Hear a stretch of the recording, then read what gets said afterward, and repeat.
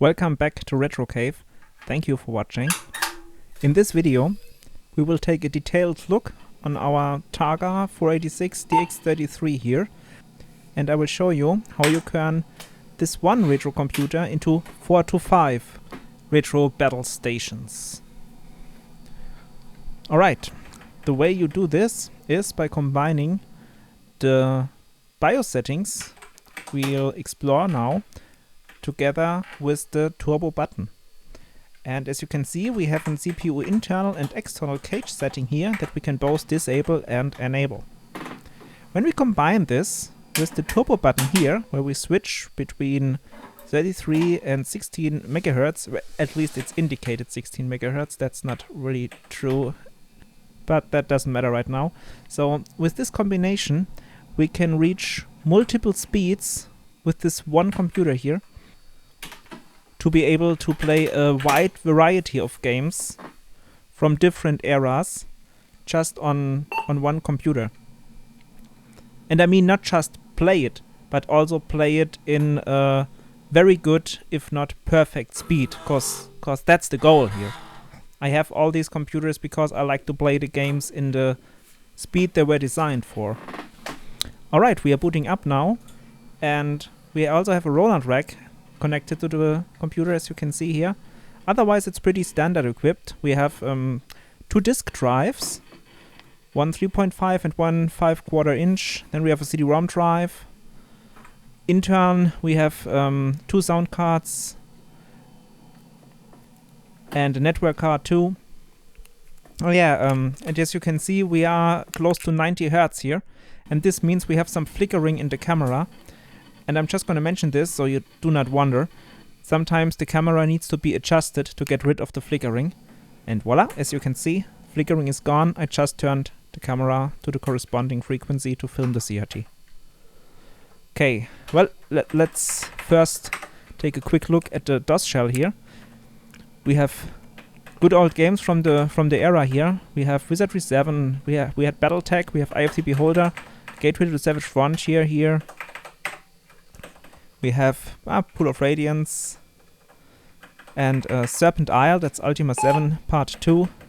And together with Ultima 7 Part 1, that's the main reason why I have a 486 DX33, because I consider its speed the perfect speed for Ultima 7.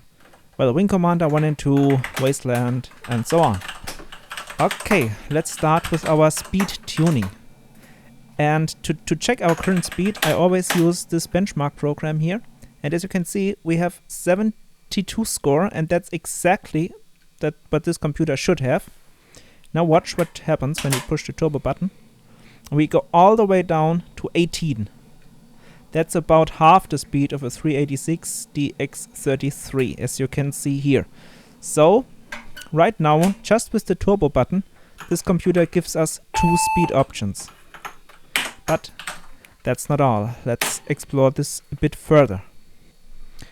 For comparison, we now launch also the game Wing Commander, because I do not just want to show you a bar on a blue screen, but also how it really affects gameplay. As you can see, we now have 100 Hz for playing Wing Commander. That's a specialty for this computer and its video card here, and it's very rare that you will see a DOS computer who can do this. Very rare. Right. This is Wing Commander now with full speed. Now watch what happens when I press the turbo button. And you see, it's really slow and fast and really slow. So what we have now is one speed that is too fast for Wing Commander 1, and we have another speed that is, well, too slow for my taste. It's playable, but it's slow. Half of 386 DX33 is too slow.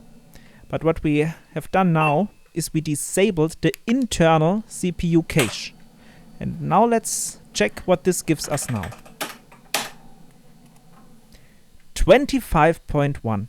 And this is really important, because this is almost exactly the speed of a 386 DX25. And for me, a DX25 is the perfect speed to play Wing Commander.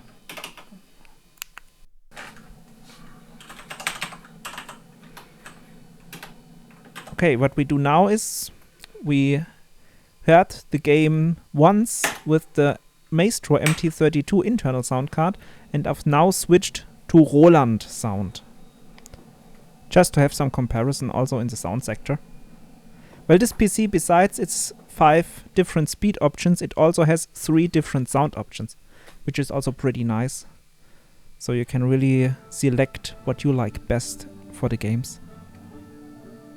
I'm gonna shut up now and let you listen to the beautiful Roland music. It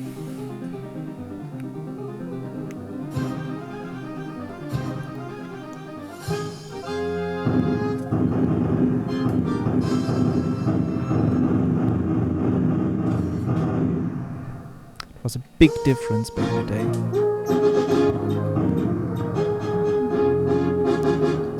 Awesome.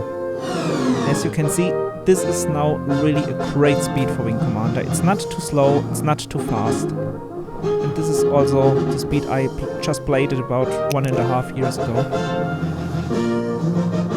The 386 DX33 is also possible to play Wing Commander 1 with. But well, some people like the 33 better, some people like the 25 MHz better.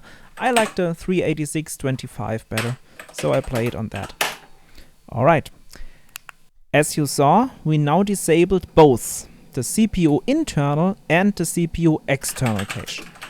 Oh, and what I do now, I disable the very high frequency mode for our video card, so we get the normal 70 Hz frequency that DOS has on 95% of all other video cards. And it will happen the next time we boot, so we do not need to adjust the camera any longer. Every time.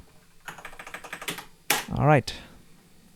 As you can see, when we disable both, we are approaching 286 territory now. Watch what happens when I press the turbo button. Nothing anymore. So we might think that everything that the turbo button could do is already disabled. Well, that's not totally true. Watch what happens next.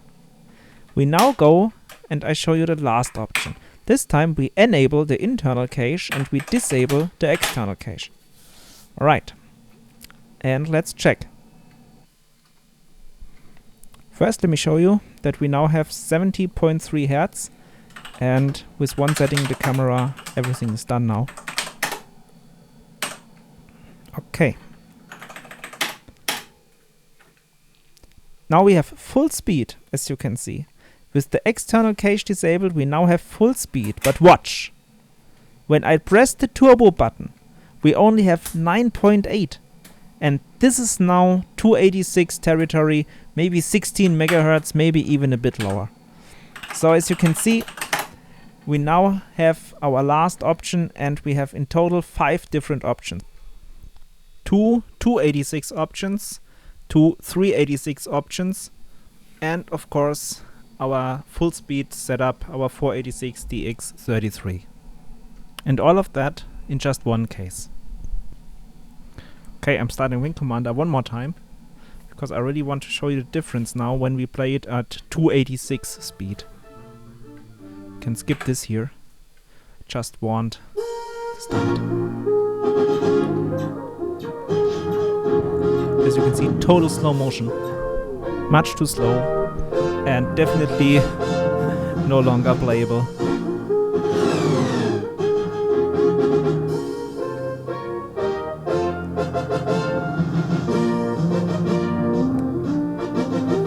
The most funny thing is when I press the turbo button. Full speed, no speed at all. Okay, in full speed again. Alright.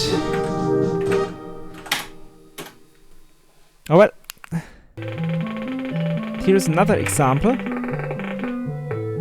This is now Ultima 6, also a great game. to show this. So you can see it's very fast with full speed, too fast. And now we are at the slowest possible 286 speed. And this is total playable. It's a bit slow for my taste, but it's playable.